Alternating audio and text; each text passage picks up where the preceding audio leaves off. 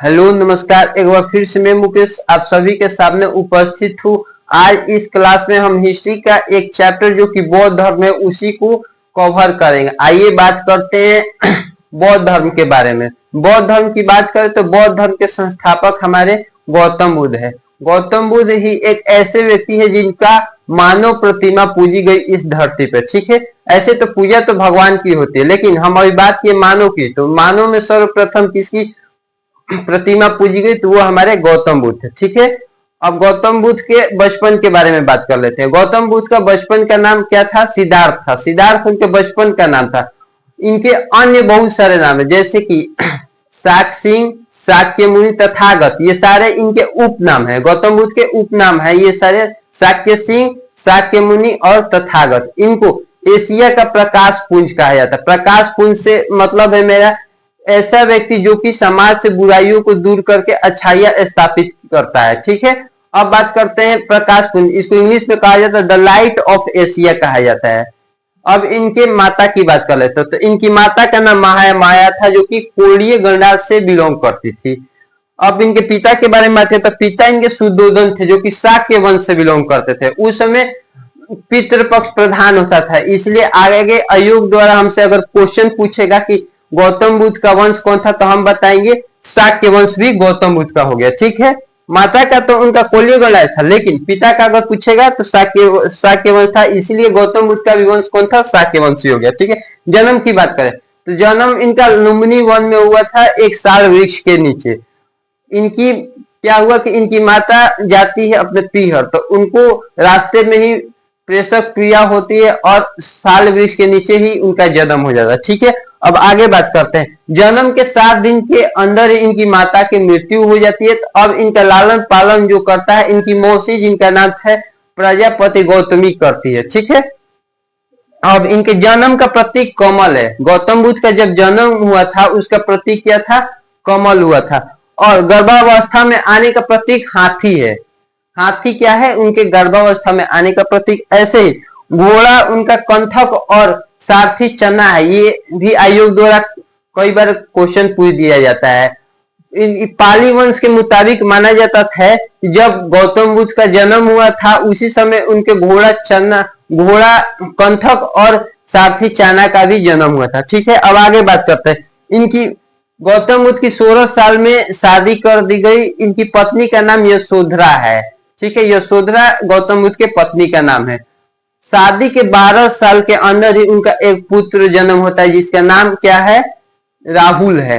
अब गौतम बुद्ध की जो एज है, पहले 16 साल में शादी हुआ था, फिर 12 साल के अंदर उनका बच्चा होता है। तो अब गौतम बुद्ध का एज हो चुका है 28 वर्ष।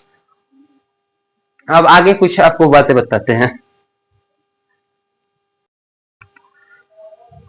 एक बार क्या होता है, गौतम बुद्ध जीत पकड़ लेते हैं बाहरी भ्रमण करने के लिए। तो क्या होता है, तो वो अपने साथी चना और अपने घोड़ा कंथक को लेकर बाहर आ जाते हैं, इनकी महल के बाहर आ जाते हैं। तो उन्होंने क्या देखा? 4 दृश्य देखा। पहला एक बूढ़ा व्यक्ति देखा, फिर बीमार व्यक्ति देखा, फिर मृत व्यक्ति और एक सन्यासी देखा। ठीक है, तो उनके मन में सवाल आया, तो उन्होंने अपने सारथी चना से पूछा, ठीक है, ये व्यक्ति झुका हुआ क्यों है? तो वो जवाब देता है, महाराज सबके जीवन में एक ना एक दिन आता है कि वो झुक जाता है, उस जिसकी कमर झुक जाती है। ये क्या होता है? ये बुजुर्ग हालत में है, इसीलिए इनकी कमर क्या है? झुकी हुई है। फिर आगे चलते हुए उन्होंने देखा एक बीमार व्यक्ति, तो फिर सवाल किया अपने साथी से, ये व्यक्ति खांस क्यों रहा है? ये इतना परेशान क्यों है? तो उसने जवाब दिया, महाराज सबके जीवन में कभी ना कभी बीमारी जैसी हालत होती है, जो कि ग्रसित हो जाता है कोई ना कोई बीमारी से लेकर। ठीक है, फिर आगे चल के कुछ दूर चलने के बाद एक मृत व्यक्ति देखा। तो फिर क्वेश्चन किया गौतम बुद्ध, ये व्यक्ति कंधे पे क्यों जा रहा है? तो उसने जवाब दिया, सारथी ने उनके जवाब दिया, क्या दिया कि महाराज ऐसी भी स्थिति आती है जब सबके जीवन का एक ना एक दिन क्या होता है? अंत हो जाता है। ठीक है, फिर कुछ देर के बाद चलते हुए उन्होंने देखा एक सन्यासी, जो कि एक पेड़ के नीचे बहुत ही शांत व्यवस्था में अपना ध्यान लगाया हुआ था। तो फिर सवाल किया, ये व्यक्ति इतना प्रसन्न क्यों है और ये इसको इतना शांति क्यों है? तो फिर उसके साथी ने जवाब दिया, ये व्यक्ति अपना गृह परित्याग कर दिया है और इसको अपने घर से या फिर किसी से कोई मतलब नहीं है, इसलिए इतना प्रसन्नचित हुआ है। तो फिर 29 वर्ष की आयु में क्या हुआ कि उन्होंने ऐसा संकल्प लिया और वो अपना गृह परित्याग करके चले गए गौतम बुद्ध, ठीक है, 29 वर्ष की आयु में। अब गौतम बुद्ध अपना गृह परित्याग करके उर्वेला चले जाते। उर्वेला कहा, गया डिस्ट्रिक्ट में, जो कि बिहार में, ठीक है, वहां पे एक संपत्ति ग्राम है, वहीं पे, ठीक है। अब बात करते, वहां जाने के बाद वो एक पीपल वृक्ष के नीचे बैठकर 5 सन्यासियों के साथ वहीं पे ध्यान में लग जाते हैं, ठीक है। और उनके बगल से एक निरंजना नदी बहती है। ये सारे अयोग में क्वेश्चन पूछे भी जाते हैं अयोग द्वारा, ठीक है। अब फिर क्या होता है, उनको ध्यान करते करते 6 वर्ष हो जाते हैं, लेकिन क्या वो सोचते इतना दिन हो गया अभी तक हमको ज्ञान की प्राप्ति नहीं हुई, तो वो क्या करते हैं कि एक बीच का मार्ग अपनाते हैं। कैसा मार्ग? ऐसा मार्ग अपनाते हैं जिससे ज्यादा ना वो कठिन हो, ज्यादा ना सरल, यानी कि बीच का मार्ग अपनाते हैं। तो क्या होता है, कोई वहां की जो विष का जो प्रधान होता है, यानी कि ग्राम का प्रधान होता है, उसी की विष कन्या जो थी उस सबके लिए प्रसाद लाती है, ये सन्यासियों के लिए जो 5 थे और ये गौतम बुद्ध थे, इनके लिए प्रसाद लाती है। तो वो सन्यासी नहीं खाते हैं, लेकिन गौतम बुद्ध खा लेते हैं। तो वो सन्यासी क्या होते हैं, इनसे रुष्ट होके चले जाते हैं, ठीक है, चले जाते हैं इनसे रुष्ट होके। तो क्या होता है, तो फिर ऐसा कहा जाता है कि प्रसाद खाने के बाद गौतम बुद्ध को क्या होता है, ज्ञान की प्राप्ति होती है, ठीक है। अब क्या होता है, वो 6 वर्ष तपस्या के बाद अब उनकी आयु 35 वर्ष हो चुकी थी। तो यानी कि 35 वर्ष की आयु में उनको क्या होता है, ज्ञान की प्राप्ति होती है। ज्ञान गौतम बुद्ध को उन्होंने पहला उपदेश अपना कहाँ दिया, सारनाथ, जो कि ऋषिपत्तनम कहीं कहीं भी लिखा रहता है। ये दोनों एक ही है, ऋषिपत्तनम लिखे या फिर सारनाथ लिखे, सारनाथ का ही दूसरा नाम ऋषिपत्तनम है, ठीक है। वहीं पे उन्होंने पहला उपदेश दिया। उनके उपदेश को क्या बोला गया, धर्म चक्र परिवर्तन के नाम से बोला गया, ठीक है।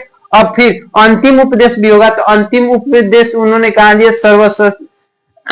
सर्वस्ती में उन्होंने अपना अंतिम उपदेश दिया। ऐसे सबसे अधिक उपदेश भी सर्वस्ती में ही दिया, ठीक है। अब एक है सर्वाधिक वर्षावर्ष। वर्षावर्ष से हमारा मतलब है सर्वाधिक वर्षावर्ष क्या होता है, यानी कि जब वर्षा ऋतु होता है तो क्या होता है, जितने भी बौद्ध धर्म के तीर्थकर होते हैं वो क्या करते हैं, एक जगह रुक जाते हैं और वहीं पे मठ बना लेते हैं। उसी को क्या कहा जाता है, वर्षावर्ष के नाम से आगे प्रसिद्ध है, ठीक है। तो वर्षा सीजन में क्या होता है, एक जगह रुक के वहीं पे अपना जो भी होता है तपस्या करते हैं। तो सबसे ज्यादा वही कर रहा है। तो सबसे अधिक उद्देश्य तो सबसे अधिक वर्षावर्ष गौतम बुद्ध कहाँ व्यतीत किए, तो वो हमारा था वैशाली में किया, ठीक है। ऐसे ही अंतिम वर्षावर्ष भी वैशाली में ही करते हैं।